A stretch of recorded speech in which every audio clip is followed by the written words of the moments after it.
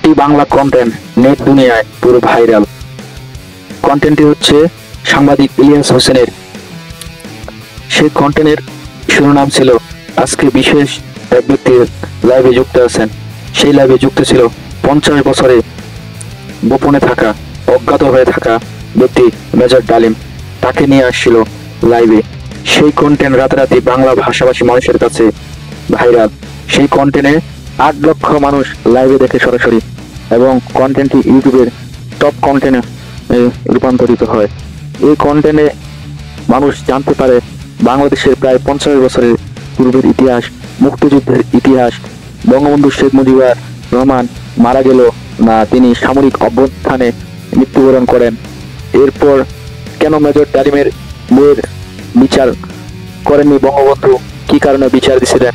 Major ডালিমের একটি হাত এই কন্টেন্টে তুলে দেখায়, যে হাতের আঙ্গুল নেই, কেন হাতের আঙ্গুলগুলো নেই সে সম্পর্কে বিস্তারিত আলোকপাত করেন, এবং কেন বিচার করেননি, এবং বঙ্গবন্ধু শেখ মুজিব সে সময় কি প্রতিষ্ঠা করতে চাইছিলেন, এবং ইন্ডিয়া আমাদের দেশের উপর কি প্রভাব ফেলেছিল, এসব বিষয়ে ওই কন্টেন্টে বিস্তারিত আলোচনা করেন মেজর ডালিম। এর মাধ্যমে আমরা আমাদের বাংলাদেশের 50 বছরের পূর্বের সঠিক ইতিহাস জানতে পারি।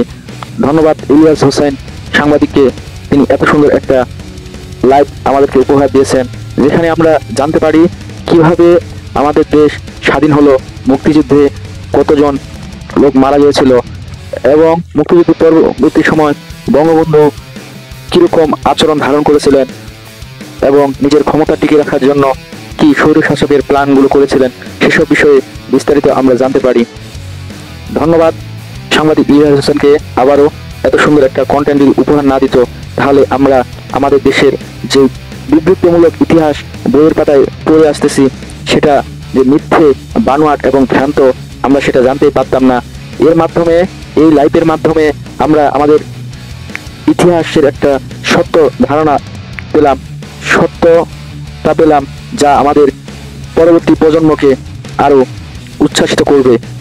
তিনি এই লাইভে সবচেয়ে সময়োপযোগী বিষয়গুলো নিয়ে আলোচনা করেছেন, যেমন 24-এর ছাত্র অভ্যুত্থান, এই ছাত্র অভ্যুত্থানে কিভাবে হলো, এবং এটা কি চূড়ান্ত বিজয় না সাময়িক বিজয়, সেসব বিষয়ে তিনি একটি রূপরেখা প্রদান করেন, যা আমাদের ভবিষ্যতের জন্য কল্যাণকর।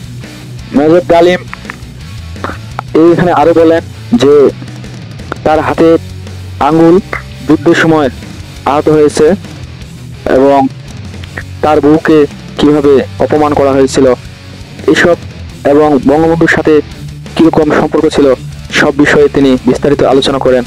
এই লাইভটি ইউটিউবে এত বেশি ভাইরাল, যা সাংবাদিক ইলিয়াস হোসেন তার কন্টেন্টগুলোতে আমাদেরকে সবসময় নতুন তথ্য দিয়ে থাকে।